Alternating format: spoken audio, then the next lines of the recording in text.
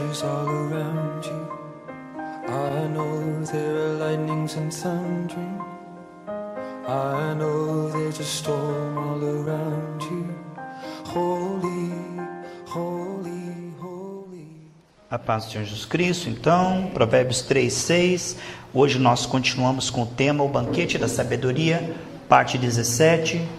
E sabemos que enquanto você ouve essa palavra, o Espírito Santo estará te fortalecendo, te curando, te dando visões, graça, sabedoria. Amados, quando a Bíblia diz, amados, que é melhor a sabedoria do que o esforço, que a sabedoria dá mais resultado que o esforço, as coisas só funcionam do jeito de Deus.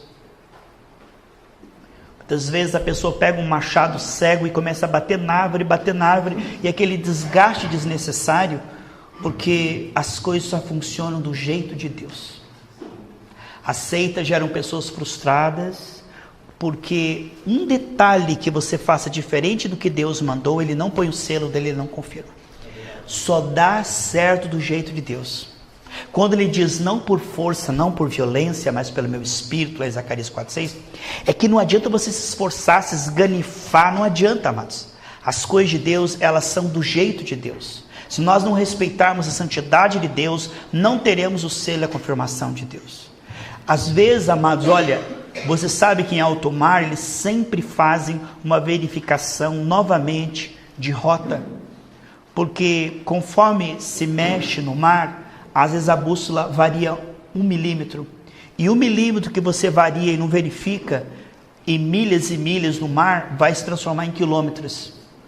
Assim, existem coisas que sorrateiramente se infiltram na igreja e vai gradativamente entristecendo o Espírito Santo, impedindo o Senhor de confirmar, porque Ele confirma a sua palavra. Ele não honra personalidades, placa de igreja, não tem filhos prediletos, não faz exceção de pessoas. Não existe pessoas maiores para Deus, todos nós somos iguais. E quando Deus confirma a palavra dele, é porque pelo temor essa palavra foi revelada. Porque essa palavra aqui, ela não pode ser compreendida com a mente, ela só pode ser revelada no Espírito. E Deus oculta essas palavras àqueles que acham que são sábios e entendidos e revela aos pequeninos e aos humildes. Então o que nós vamos falar hoje em breves palavras, continuando o tema do Banquete da Sabedoria, é a importância de pequenos detalhes. Sabe, amados, às vezes a diferença de uma seita para uma igreja genuína são coisas que aparentemente não tem diferença nenhuma, pastor Geraldo. Aqui é igual lá é igual aqui. Mas às vezes pequenas coisinhas que se faz ou se não faz, entristece o Espírito Santo e cabode, a glória de Deus sai daquele lugar. Porque Deus não confirma, amados, senão a sua palavra. Quando os filhos de Seba tentaram expulsar demônio igual Paulo fez, eles usaram um método igual, mas faltava a vida com Deus que Paulo tinha. Então é muito importante que nós nessa noite saímos daqui com temor e com tremor, com humildade, amados, para não perdermos a simplicidade do Evangelho, porque muitos modismos têm sido inventados e dá certo, traz uma multidão e a igreja cresce e arrecada dinheiro, mas diante de Deus é um fracasso, porque Deus quer gerar um povo que dá bom testemunho aqui na terra, povo santo, povo temente e um povo preparado para o arrebatamento. Então não adianta você gerar um monte de pessoas, mas um povo morno e mundano, não vai adiantar. Porque esse tipo de pessoa não vai subir na trombeta e não vai glorificar o nome de Deus com a sua vida cotidiana. Deus nos ajude, amém? Provérbios capítulo 3, versículo 6, diz: reconhece-o em todos os seus caminhos. Eu quero fixar agora a segunda parte do versículo hoje, é sobre isso que eu quero dizer. E ele endireitará as suas veredas. É isso que eu quero falar. E ele endireitará as tuas veredas. Vamos falar sobre isso. Sente-se, por gentileza, meus amados. Agradeço pela vida de cada irmão que tem orado por nós. Nós temos orado também nas madrugadas. Pelos irmãos que têm estado nas quartas-feiras aqui, junto conosco. Enquanto eu estou pregando, você está intercedendo, glorificando a Deus aí no banco. Isso faz toda a diferença. Isso ajuda na atmosfera que nós estamos aqui. Isso contribui.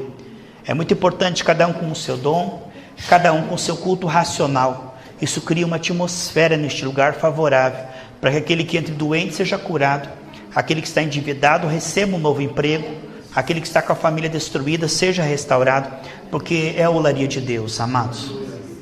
Queridos, as coisas mudam quando nós compreendemos como. Muitas pregações, 99% das pregações dizem o que o cristão precisa fazer, mas menos de 1% ensinam como. E é muito importante, porque o como é que dá aquele clique. Muitas vezes a pessoa tem aquela intenção de agradar a Deus, mas ela não sabe como fazer. E que Deus nos dê sabedoria, porque nós temos falado aqui de forma repetida, mas não é cansativo ouvirmos sempre as mesmas coisas. Nós temos falado aqui que quando o Satanás falou com Eva lá em Gênesis 3, no paraíso, ele diz que se Eva escolhesse a independência e fosse ela mesma Deus, ao invés de ter comunhão com Deus e se alimentar da árvore da vida, se ela fosse seu próprio Deus, e que se ela comesse da árvore da independência, os seus olhos seriam abertos. Aí está o ponto: os olhos foram fechados. A percepção de Deus foi perdida, e agora Eva só consegue perceber os espinhos e cardos, contenda na família, angústia, defeito nos outros, fraqueza em si mesmo, medo de Deus. Se estabeleceu o caos. Ora, a decisão de Eva, a decisão de Adão e a decisão de Eva geraram o caos, amados. Tudo que nós vemos neste mundo que jaz no maligno, todos os efeitos da queda que nós vemos em Deuteronômio 28, que são as maldições, todos os efeitos da queda vieram pela atitude errada deles. Ora, se a atitude deles errada causou toda a consequência maligna, uma atitude correta no Espírito produzirá o contrário, que é essa nova vida que o Senhor tem para nós, a vida abundante. Se pela independência Eva caiu, se pela desobediência Eva caiu, e Adão também, se tudo isso aconteceu pela independência, pela soberba, pela desobediência, o que nós vamos ver? Que se fizermos o contrário do que Eva fez, o contrário do que Adão fez, teremos o contrário de resultado que eles tiveram. Em vez de maldição, teremos a bênção do Senhor em tudo que fizermos.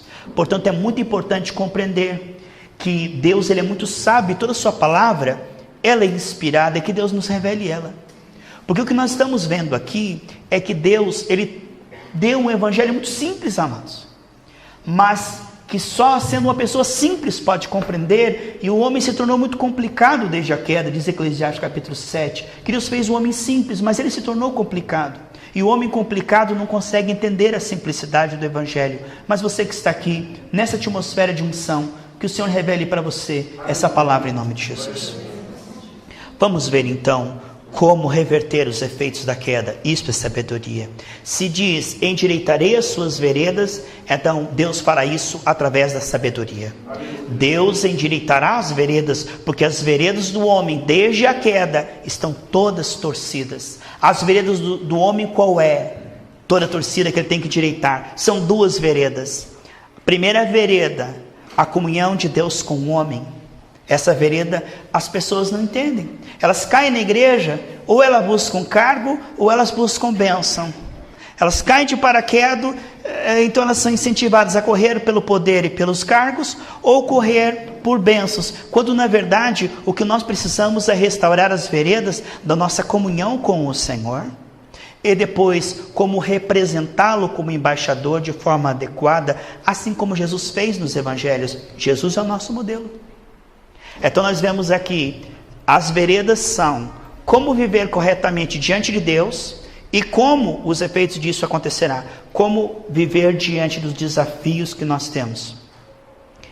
Porque Jesus foi esse modelo, perfeita comunhão com o Pai, e quando estava diante de algo que era antibíblico, ele tinha uma fé agressiva, uma fé ousada, uma fé criativa. Amém, amados? Então o que nós precisamos ver é que se nós nos voltarmos a Deus da maneira como está na palavra de Deus, e a carne não gosta disso.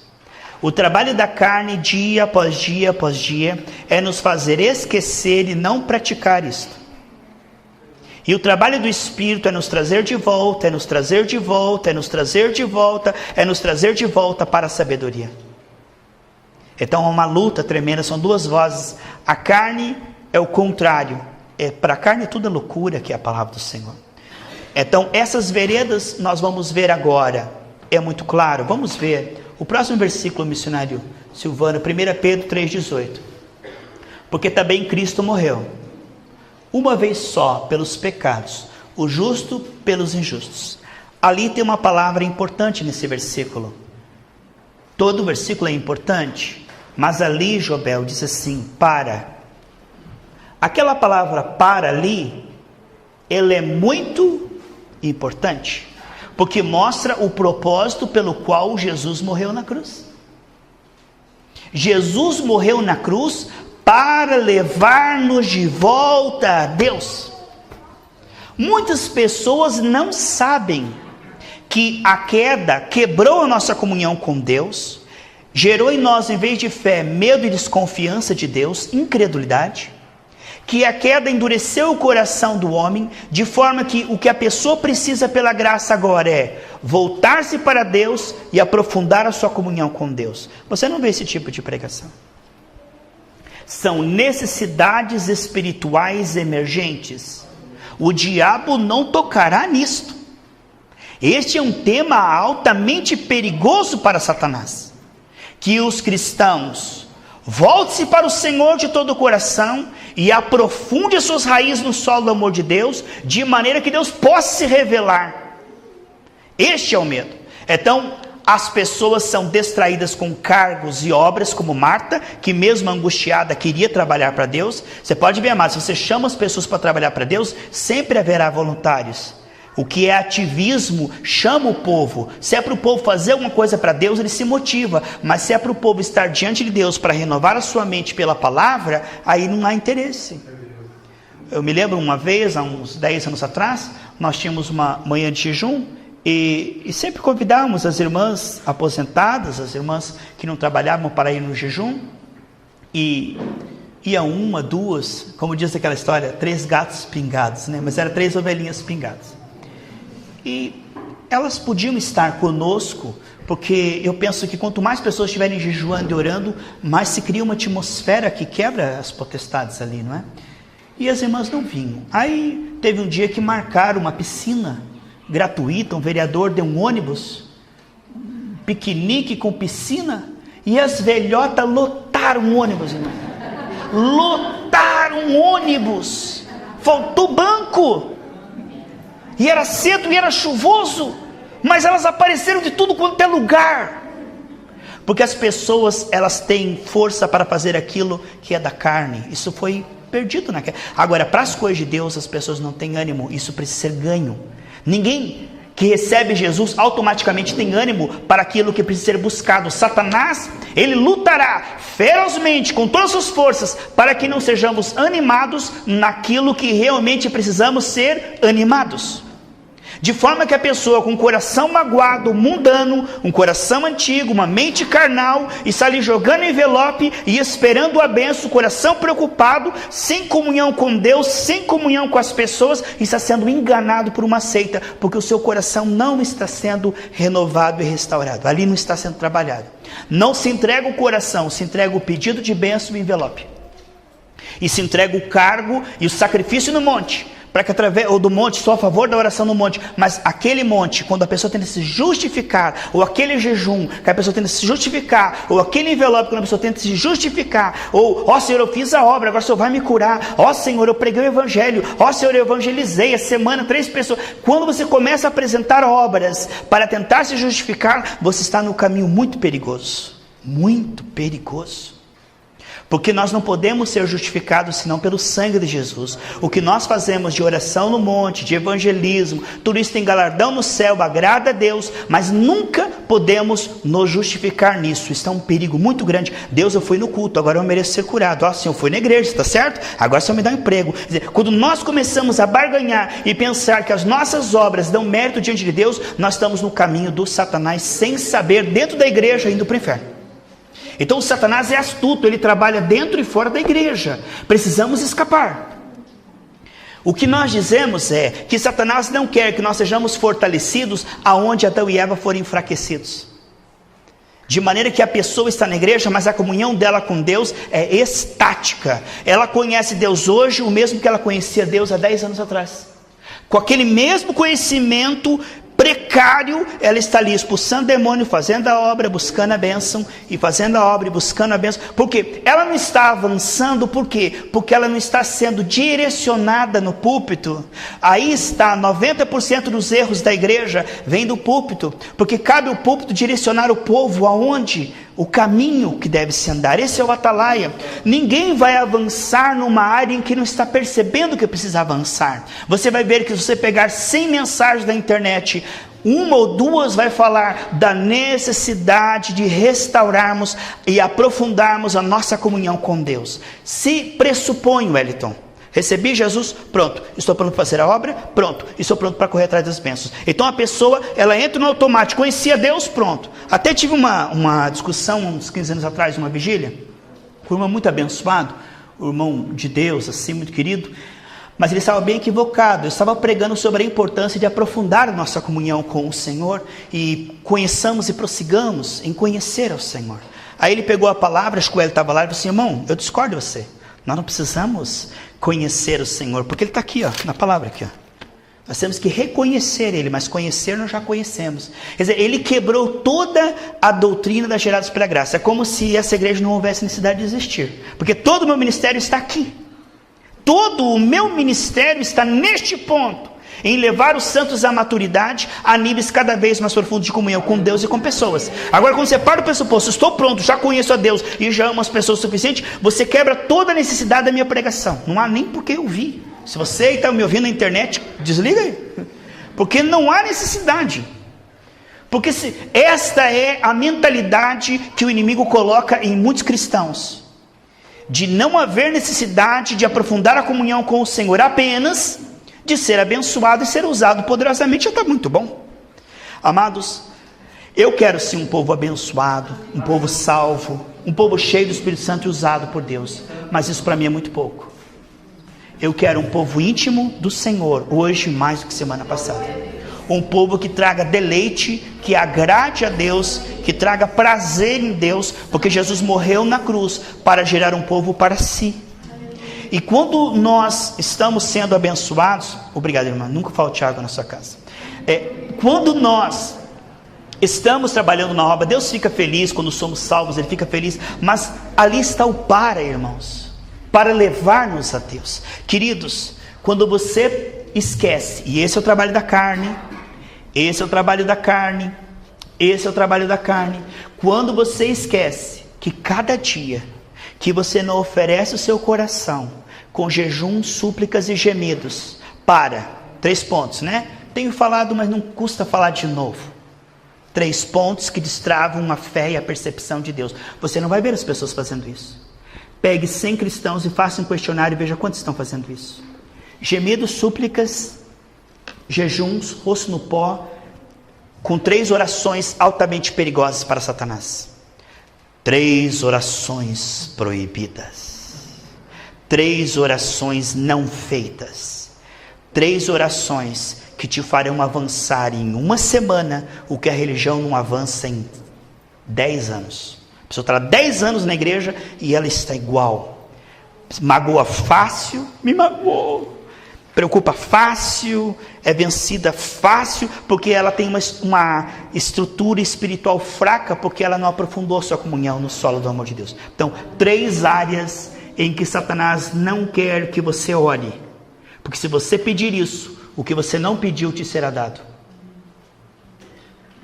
Se você fizer isto e praticar o que eu estou dizendo, porque a Bíblia diz aquele que ouve e pratica, sabe que a pessoa ela é feita por hábito, né? Então ela tende a ouvir a mensagem e depois ir lá fazer exatamente o que ela estava fazendo antes, né? Bate o joelho no chão, que não é metralhadora, Senhor Deus abençoa, já começa a interceder na hora. Nem limpa o coração na presença de Deus, nem se cobre com o sangue de Jesus. Não sabe que ninguém pode chegar diante do Pai senão pelo Filho? E isso é respeitar a santidade de Deus, é se cobrir com o sangue de Jesus, que ninguém pode falar com Deus sem primeiro se cobrir com o sangue de Jesus e sem primeiro pedir a unção e direção do Espírito, porque nós não podemos orar em Espírito e Deus só ouve a oração da fé que é feita na dependência do Espírito. Portanto, em Cristo, no Espírito, rumo ao Pai. A única maneira, lá para chegar no Santíssimo, passava pelo átrio, ali depois passava pelo lugar santo e depois o Santo dos Santos. Então ninguém chega ao Pai sem passar pelo Filho e sem se revestir do Espírito, vez após vez após vez. Todas as vezes que quisermos ir, a bênção está com quem? Está com o Pai. Como poderemos chegar no Pai? Primeira coisa, que se chegava no átrio lá, havia o altar de sacrifício e a bacia, que significa o que, amados? O sangue de Jesus que nos purifica, e a bacia, a palavra que mostra áreas que nós precisamos estar tratando. Depois o lugar santo, ali havia a mesa dos pães, havia o altar do incenso e o candelabro, que fala da operação do Espírito Santo no serviço cristão, a dependência do Espírito Santo.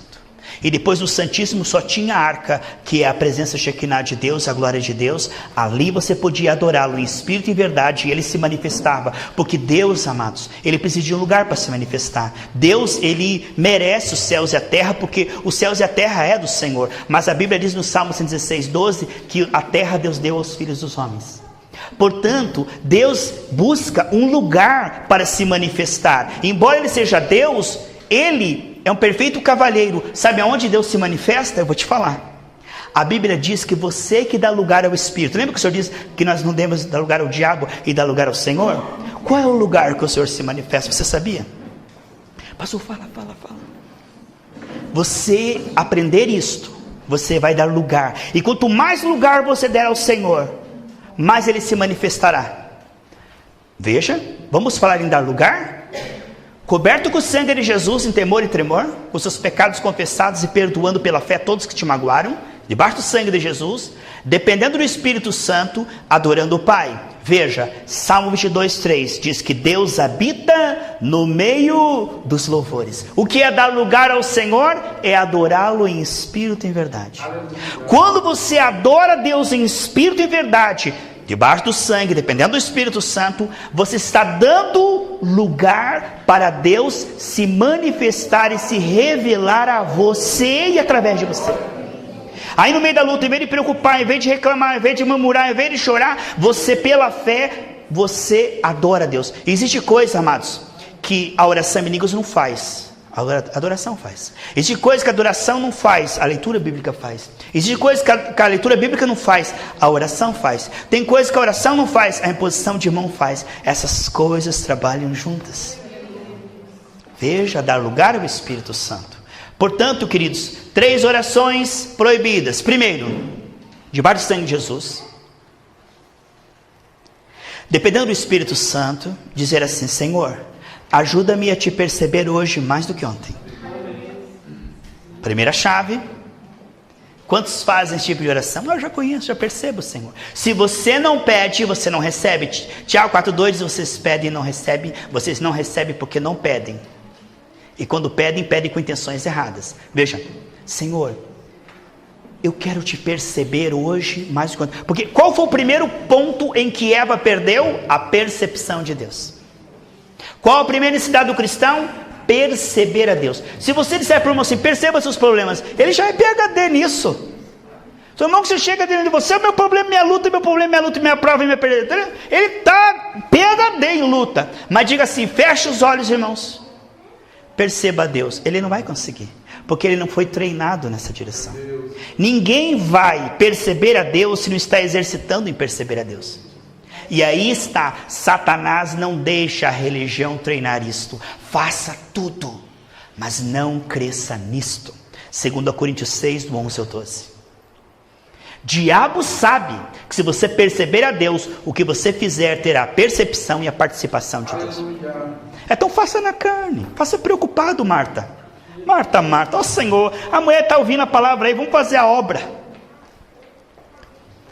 Primeira chave: Senhor, com jejuns e súplicas e madrugadas de oração, me ajude a te perceber. Eu quero ver que o Senhor é maior que os meus problemas, aí eu nunca mais ficarei preocupado. 1 João 4,18 diz que o amor de Deus revelado a você tirará toda a preocupação. Sabe por que os crentes são preocupados? Porque a fé deles não funciona? Porque eles são preocupados. Porque eles são preocupados, o único antídoto contra a preocupação é a percepção de Deus. E a percepção de Deus não vem automaticamente. A percepção de Deus, ela é algo que é buscado à força. É uma guerra, a maior das guerras. Não há guerra maior que o inferno lute mais do que você perceber a Deus. O diabo treme e teme.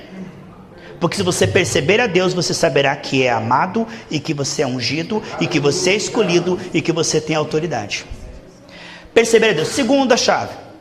Senhor, me ajude a te adorar hoje melhor do que ontem.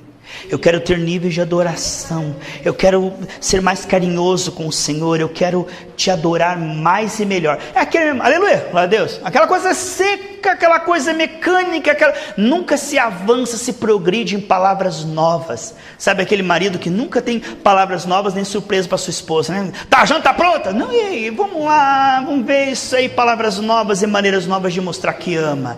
Então, vamos crescer neste ponto. A percepção de Deus, a adoração a Deus. O terceiro ponto, Senhor, me ajude a liberar o Senhor, eu te servir de melhor do que ontem. Eu quero mais sinais, eu quero prodígios, eu quero que a pessoa que eu for seja curada para a sua glória, que tudo em mim traga glória para o Senhor. Eu não quero ser um pastor famoso, eu não quero ser um pastor rico, eu não quero ser um grande no meio gospel. O que eu quero é que a minha voz, a minha sombra, as minhas mãos, a pessoa com quem eu tocar, a pessoa com quem eu conversar, ela se volte do pecado para o Senhor, se interesse pelo Senhor, ame o Senhor, cresça no conhecimento do Senhor e siga o Senhor o resto da vida, que o conceito delas de Jesus aumente. É isso que eu quero, esse é o meu galardão, é ver pessoas se apegando no Senhor, perceber o Senhor, adorar o Senhor e revelar o Senhor. Se você gemer e crescer nessas três áreas, você terá uma fé revelada. Deus se revelará a você. Não haverá como. O diabo está perdido. Você vai ver que no meio da religião não se avança e não se progride nisto. Não se vê necessidade disto. Por isso, as pessoas estão com a mente antiga e o coração antigo, servindo a Deus de uma forma mecânica e religiosa. Ele diz, este povo honra-me com os seus lábios, mas o seu coração está longe. Por que está longe? Porque desde a queda está longe. Ora, todos nós nascemos com o coração apegado no pecado e na vaidade. A carne, ela é vaidade, tudo na carne é vaidade. Até as lágrimas de arrependimento é vaidade. Tudo em nós é vaidade. Agora, aquilo que o Espírito gerar, isto é glória. Portanto, nós precisamos compreender que há uma obra a ser feita em nós. E essa obra, Satanás não quer que nós percebamos que tem que ser feita. Aí nós vemos o defeito dos outros, necessidades de fora. Mas nós não estamos tratando e avançando e progredindo para que a fé brote. Estamos com o coração parado, gelado, seco, frio, duro como um diamante, esperando a bênção. Mas Deus está aqui nos mostrando que Ele endireita as nossas veredas. Aqui está onde precisamos caminhar. E vamos ver porque isso está na palavra de Deus. Tudo que eu digo para você é importante que você não siga o que eu acho, que eu penso, que eu imagino, que um anjo me falou. Não, meus irmãos. Tudo seja o versículo. Se eu, pastor Geraldo, qualquer pastor subir aqui, falar qualquer coisa que não mostrar o versículo para você, ignore completamente. João 10:9, eu sou a porta, se alguém entrar por mim, salvar-se-á, entrará e sairá. Esse entrará e sairá está a vida cristã. Vem uma luta, você fica angustiado, é ou não é, amados? Vem uma luta, você fica abatido. Nós somos espírito, mas temos uma carne.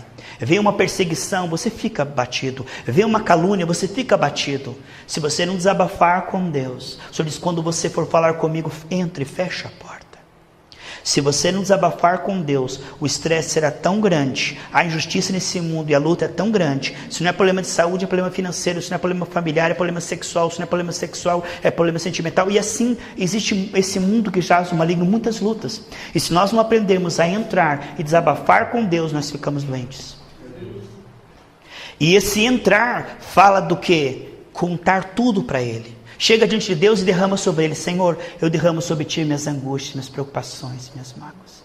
Eu derramo diante de Ti, Senhor, toda a minha angústia, toda a minha falta de fé, toda a minha incredulidade, toda a minha falta de bondade. Eu derramo sobre Ti, Senhor, todos os meus medos. Derrama sobre o Senhor. E se entrar, entrará e sairá. Agora, entrei e saí. Agora eu posso ajudar as pessoas. Veja, porque o Senhor me renovou por um tempo. Diz que Satanás tentou Jesus e saiu por um tempo para depois tentá-lo de novo. Existem dias que o diabo vem 7, 8 vezes. Aí você entra, se humilha, chora, se derrama, sai do quarto, pronto. Está melhor agora? Agora eu estou. Aí você fica um tempo bom. Fica um tempo bom assim. Daqui a pouco, estou precisando entrar de novo na presença do Senhor. Amém, queridos? Porque tudo nessa vida, amados, o importante é entrar na presença do Senhor e sair melhor para poder ajudar as pessoas. Amarás o Senhor teu Deus de todo o coração e amarás o teu próximo como a ti mesmo. Continuando, please. A primeira pregação de Pedro fala sobre isso. Qual a necessidade da igreja? Pastor, campanha de prosperidade. Não. A quebra do gigante. O gigante já caiu. Hebreus 2,14, que o gigante já caiu. A queda de Jericó. Vai lá em Jericó para você ver, já está tudo em ruínas. E faz aquelas campanhas doidas, irmão, de vender envelope, de levar pedra para casa, de revelar rosa que chupa todas as energias. E aí vai, e aí vai. E aí vai. Mas Pedro não falou nada disso. Pedro não mandou correr atrás de bênção, nem fazer campanha, nem envelope. Pedro não mandou nada disto. Pedro disse uma coisa muito clara: arrependei-vos e convertei-vos. O que é arrependei-vos e converter? Arrepender é cair em si de que Adão e Eva se separaram de Deus e buscaram a independência, e nós somos viciados na independência. Quando vem um problema, nós ficamos preocupados, dizemos: e agora? O que eu faço agora? Aqui está a independência, eu sou meu Deus, eu tenho que me virar, eu tenho que resolver os meus problemas. Esse é o vício do ser humano: pegar para si e ser Deus de si mesmo, e se preocupar e se esganifar. Arrepender-se é reconhecer que Adão e Eva quebraram a comunhão com Deus e que nós precisamos nos arrepender, porque nunca, desde que eu recebi Jesus até agora, eu nunca adorei a Deus como Ele merece. Nunca amei você como você merece. Quero, desejo e preciso avançar. Arrepender-se é reconhecer que eu não estou pronto e não sou tudo aquilo que devia ser. E converter-se. A palavra converter-se é o seguinte: você já viu no trânsito lá, conversão? É 180 graus. Desde a queda, o homem virou as costas para Deus. Está diante do pecado e dos problemas, amando o pecado e seus problemas, envolvido com o pecado e com a vaidade. O que é converter-se? É o contrário de Adão. Adão escolheu a independência e as costas para Deus. Conversão é voltar-se para Ele, para a palavra, para a oração, para o jejum, para a súplica, para as madrugadas, para os cultos. O converter-se, o arrepender-se é reconhecer que está longe de Deus. E o converter-se é tomar essa atitude: eu vou me aproximar e vou me aproximar cada vez mais. Enquanto estamos fazendo isso, buscando o reino de Deus e a justiça, o Senhor tem todo o prazer em acrescentar dinheiro, prosperidade, cura, bênção sentimental. Ele não poupará milagres. Ele tem prazer em derramar bênçãos numa atmosfera onde o povo está honrando o chamado original. Arrependei-vos e convertei-vos. Vamos lá? Salmo 32, 4. Veja que interessante isso, amados. Se você tiver a tua Bíblia aí. Salmo 32. A vida daquele salmista estava indo de mal a pior.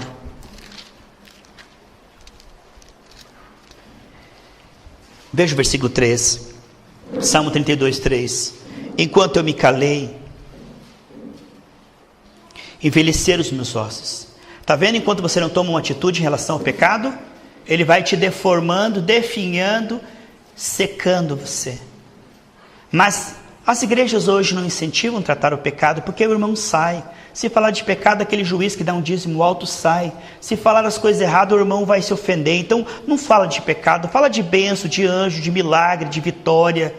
Fala disso, não fala de coisa assim. Mas se não tratar a fé do irmão, ele não vai avançar, ele não vai ter fé.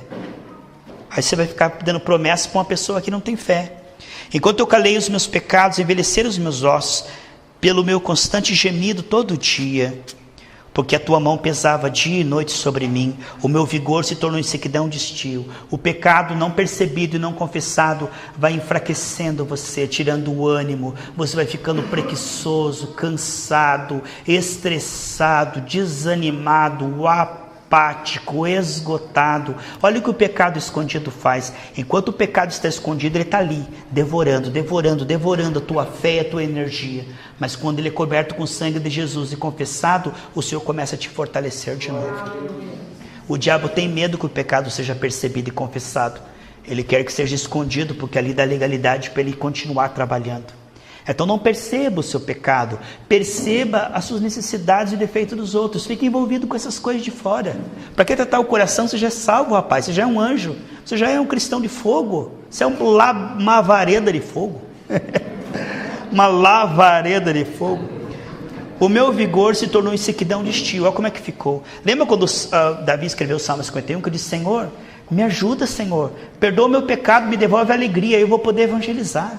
Porque eu não tenho nem força, meu Deus, está feio aqui. Confessei-te o meu pecado, a minha iniquidade não mais ocultei. Disse: confessarei ao Senhor as minhas transgressões, e tu perdoaste a iniquidade do meu pecado. Sendo assim, todo homem piedoso te fará súplica em tempo e poder te encontrar. Com efeito, quando as transbordarem, as muitas águas não atingirão. Queridos, o trabalho do Espírito está aqui, é um trabalho interior. Jesus diz assim: olha, vocês fariseus, vocês são um desempenho tremendo por fora, vocês são tremendo mesmo o desempenho de vocês, só que por dentro vocês estão podres. Mateus 23 a 26, Mateus 23, 26 do 23 ao 26, Mateus 26 do 23 ao 26, ele fala dos fariseus, que estavam preocupados muito com o desempenho, mas não com o caráter. E Jesus falou: eu não vim para reformar os odres, eu vim para fazer tudo de novo. O meu trabalhar vai ser de dentro para fora. Eu vou gerar o querer e o efetuar. Não adianta você largar esse cigarro e continuar amando ele. Eu vou tirar você o cigarro e colocar nojo, porque eu vou trabalhar de dentro para fora. Porque se você parar por medo do inferno, você parou, mas você ainda ama, o teu coração ainda está grudado nele, não adianta nada. O trabalhar de Deus, aí isso é retrocesso. O irmão para de fumar por medo do inferno, para de fumar para receber a bênção, para de fumar para Deus abençoar ele, e quando ele para de fumar, mas o coração dele não foi liberto. Isso foi um retrocesso, porque ele pensa que avançou, ele retrocedeu, porque o Senhor não pôde trabalhar naquela área. Ele apressou-se. O Senhor quer fazer a obra completa em nós. Ele começou e vai concluir. Então, todo o trabalhar do Novo Testamento, se você ver, a primeira pregação de Jesus qual foi? Arrependei-vos e convertei-vos. Antes dele, qual foi a pregação de João Batista? Arrependei-vos e convertei-vos. Qual a primeira pregação de Pedro? Arrependei-vos e convertei-vos. Qual a segunda pregação de Pedro? Arrependei-vos e convertei-vos. O que Paulo dizia? Rogo-vos agora, Deus tendo perdoado os pecados passados, agora Deus ordena que os homens se reconciliem com ele, se arrependam dos seus pecados e sejam reconciliados pelo sangue de Jesus. É uma mesma mensagem, mas parece, irmão, que vem um canto da sereia, bem devagarzinho, meus irmãos, e daqui a pouco estamos ouvindo uma outra mensagem mais agradável à carne. Gálatas capítulo 1 diz que se vier um anjo do céu e pregar outro evangelho é amaldiçoado. E o falso evangelho, mas eu sempre digo, se você for lá para o Paraguai e tiver lá nuque, você não compra nuque, não compra nunca, isso é falso, rapaz, é muito reba, nuque. Mas se for naipe, você compra, porque é um carro um pouquinho puxado assim, mas quase, olha, é Nike. Quando você chega no Brasil, é naipe, entendeu? Entende, amados? Satanás sabe que um evangelho muito diferente não vai enganar ninguém. Tem que ser algo genérico, mas muito parecido, que só quem tiver o Espírito discernirá.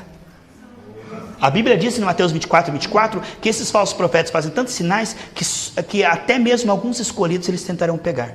É algo tão sutil, mas é algo, você fala, é um homem de Deus. Meu Deus, o poder de Deus. Meu Deus, é Deus falando. Meu Deus, é um anjo.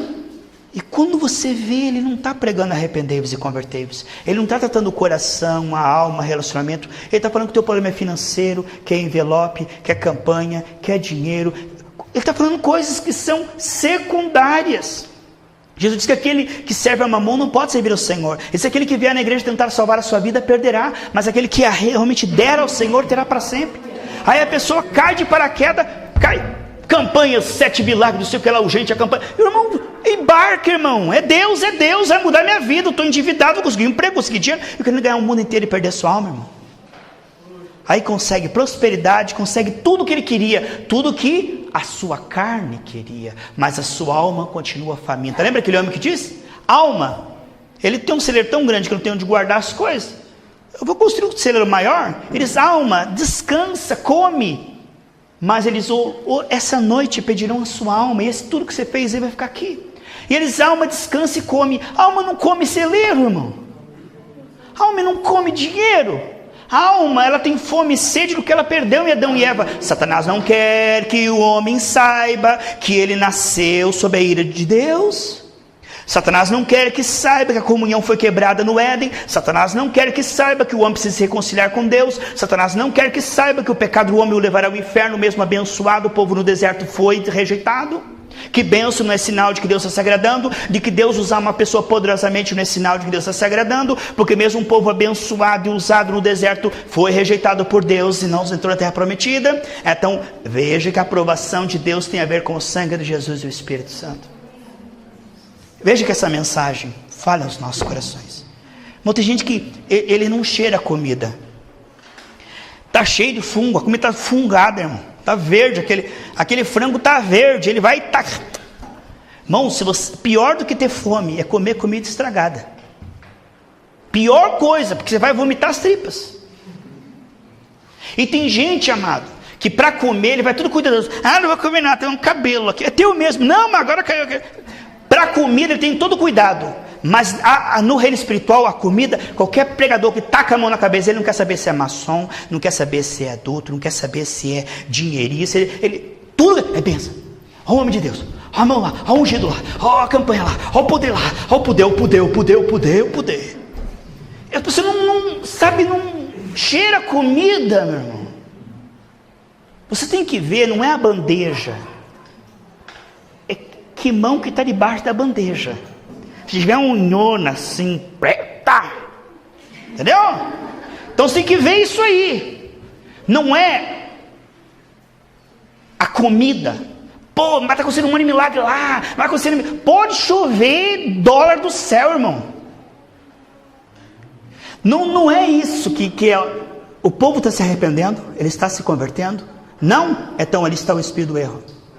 2 Tessalonicenses capítulo 2, versículo 10 ao 12, diz que o pior castigo que Deus pode dar a uma nação é um falso profeta. O povo não quer se concentrar com Deus, não quer temer a Deus, então vai aparecer um falso profeta. Você quer a bênção? Então pode continuar no mundo, me dá um envelope, eu quero o seu dinheiro. Você quer a bênção? Está feito o evangelho de Judas. Mas o evangelho do Senhor Jesus Cristo é de graça receber e de graça dai. Vamos lá? Romanos 5:1. Justificados, pois o quê? Pela fé. A fé não brota num coração magoado, sujo, preocupado, angustiado. Irmãos, o adubo da fé é o sangue de Jesus. Um coração limpo, a fé cresce. A Bíblia diz que quando nossa consciência está contaminada, a fé ela evapora. Portanto, se somos justificados pela fé, a fé vai brotar num coração limpo. E um coração limpo só pode ser limpo como? Por uma palavra que trate o caráter. Se uma palavra que não está tratando o caráter, Wellington, trata tudo, todas as questões, você vê que ele prega tudo, ele pregou todas as áreas, só que ele não limpou o coração do camarada. A fé não brotou, ele vai ficar esperando a bênção com teia de aranha, porque a bênção é de quem tem fé, e a fé vai brotar no coração limpo. O coração não foi limpo. Vamos lá? O teu coração está sendo limpo, porque essa palavra nos limpa. Essa palavra, mas não é para qualquer um não. Se você não fosse águia, irmão, você tinha saído dessa igreja aqui, mas o pastor Carinha é doido, lá é tão fácil, eu posso continuar com todo o meu mundanismo, só tá com o envelope, o pastor não fala nada. Agora aqui eu tenho que ficar tratando essas áreas aqui, eu não vou mais vir não. Agora, quando a pessoa vem diante dessa palavra, semana após semana, é um escolhido, é um predestinado, é um ungido mesmo, porque essa palavra aqui, amados, para aguentar ela e permanecer diante dela, só se for de Deus mesmo. Romanos 5:10. Porque se nós, quando éramos inimigos, fomos reconciliados com Deus pela morte de seu Filho, muito mais, estando já reconciliados, seremos salvos o quê? Pela sua vida. Se o seu sangue nos salvou, a sua vida nos dará vida. Então, o que é o sangue de Jesus? A sua morte. O que é a vida de Jesus? É o seu espírito. Veja, meus irmãos, Quando você começa a purificar o seu coração, a fé começa a brotar, você começa a ter autoridade na sua oração, você começa a criar uma atmosfera onde você vai, você começa a ter influência, eficácia, você começa a ter resultado, fruto sobrenatural. O Senhor diz: quem crer em mim fará as mesmas obras que eu faço e fará maiores. Você começará a deixar de ser um religioso. Esse homem aí é diferente dos fariseus, porque quando ele fala, a gente vê virtude, a gente vê autoridade. Jesus é diferente da religião. A religião não podia fazer nada, mas quando Pedro e João entraram no templo, eles disseram: em nome de Jesus, olha o que eu digo, o que eu tenho eu te dou, em nome de Jesus levanta e anda. Essa é a verdadeira religião, uma religião que traz vida e não apenas informação, uma religião que traz vida, que vivifica, que santifica, que transforma, que gera um povo de caráter, que gera um povo que vai morar no céu. Este é o evangelho sobrenatural. Este é o evangelho que nós abraçamos aqui na Gerados pela Graça. Continuando, amados, Lucas 15, 17. Caindo, porém, em si, disse: quantos empregados de meu pai têm abundância de pão e eu aqui pereço de fome? Pastor Geraldo, você está errando. Você não foi atrás lá da ovelha perdida. Não confunda as parábolas. Não misture as parábolas. João 15 fala da parábola da ovelha perdida e fala a parábola do filho pródigo. Está em Lucas 15. Mas cada uma é diferente da outra. E na parábola da ovelha, ela tinha quebrado as patinhas e gemia para voltar e não conseguia. O que é visitar um crente que está desviado? É um crente que está de cama, que quer ir para a igreja, ou está sem dinheiro, ou está endemoniado lá, está macumbado. Entendeu? Aí você vai atrás das pessoas, que a ovelha perdida é aquele que está gemendo para ir para a igreja, mas não tem força. Mas aqui o filho pródigo, de livre e espontânea vontade, escolheu: eu vou deixar a casa do meu pai e vou para o mundanismo, e vou para a carnalidade. Respeite o livre-arbítrio. Enquanto ele não quebrar a cara, dá oportunidade, irmão. Enquanto ele não sofrer, não gemer e não se arrepender, não vá atrás do filho pródigo, vá atrás da ovelha quebrada e perdida. E daí ele fala: ô pastor, você não vai atrás? Não vou mesmo, meu irmão. Ele tem que passar, ele precisa passar, porque o pai do filho pródigo não foi atrás. Você tem que ir atrás da ovelha perdida. Você não pode ir atrás do filho pródigo, porque as coisas começam a mudar quando o homem se arrepende. Veja, quando ele diz, caiu em si, ele estava fora de si e se arrependeu, a vida dele começou a mudar. Quando é que a ovelha se arrependeu? Lá quebrada, ela se arrependeu. Mas o filho pródigo estava na casa do pai. Quando ele se arrependeu? Quando ele viu o que é o mundo. Tem gente, irmão, que tem que experimentar o mundo, até lamber os beiços e ver, até sair pelos narizes, para ver o que é o mundo, que é afastar-se do Senhor. É triste isso. É triste. Espero que isso não aconteça com ninguém da tua família, amém? Mas o que nós vemos aqui é que quando eu começo a me humilhar e me arrepender, a fé sobrenatural começa a brotar. Você vê esses irmãos de poder, de unção, de fogo, anjo do milagre, anjo da campanha. Meu irmão, se o irmão não está se arrependendo debaixo do sangue de Jesus, esse poder aí é poder infernal. Porque as coisas de Deus é na limpeza, é na pureza. Deus é um Espírito Santo que opera na santidade. Aonde você vê um homem debaixo do sangue de Jesus gemendo e se arrependendo, ali está brotando a verdadeira fé. Não a fé diabólica, a fé de demônios, mas a fé genuína brota do arrependimento e da santificação. Portanto, essas igrejas que falam de uma fé aí, sem arrependimento, santificação, temor, cruz, renúncia, isso é evangelho de Satanás. Vamos lá. Lucas 15, 7. Digo que assim haverá maior alegria no céu por um pecador que se arrepende do que por 99 justos que não necessitam de arrependimento. Então, havia uma ovelha lá quebrada, arrependida, ele foi lá e trouxe. Agora tem pessoas que não estão arrependidas, eles estão gostando. Você vai lá no som, vamos pegar, não vai, não deixa aqui não. Ele não quer. Vamos pegar, sai daqui, Satanás. Entendeu? Então tem pessoa que ela não quer. Você tem que respeitar isso, amém? Mas quando ela se quebranta, o Senhor envia eu e você e nós trazemos elas, amém? Tem gente que tem que ser quebrada, irmão. Vamos lá. Qual outro versículo? Já estamos quase concluindo. Lucas 15, 7, né? Já foi lido? Tá bom. Lucas, o versículo 10, né? Assim digo, pois, que a alegria na presença dos anjos de Deus por um só pecador que se arrepende. Então nossa vida, irmãos, ela começa a mudar quando o homem começa a endireitar suas veredas, quando ele começa a colocar as prioridades das prioridades. Eu preciso melhorar o meu relacionamento com Deus, eu preciso revelar Deus nessa situação. Eu tenho que parar de ficar dizendo, Senhor, o barco está afundando, e tenho que começar a me levantar e falar em nome dele, em nome de Jesus, e quero ver as ondas parar. Enquanto isso não acontecer, eu preciso endireitar minhas veredas. E foi o que nós lemos hoje. que o Senhor endireitará nossas veredas, a nossa comunhão com o Senhor e a nossa eficácia diante das lutas que estamos passando. Quanto cristão que na hora da luta se faz de coitadinho, se faz de vítima, chora e bate a cabeça na parede e entra em depressão, não a resolve. É preciso endireitar as veredas. Se Deus nos colocou para destruir o mal, nós precisamos nos levantar e resistir ao diabo. Vamos nos colocar em pé, não temos mais tempo. Vamos orar uns pelos outros. Obrigado, irmã Sônia, irmão Reinaldo. Vamos orar, venha para frente, eu quero orar.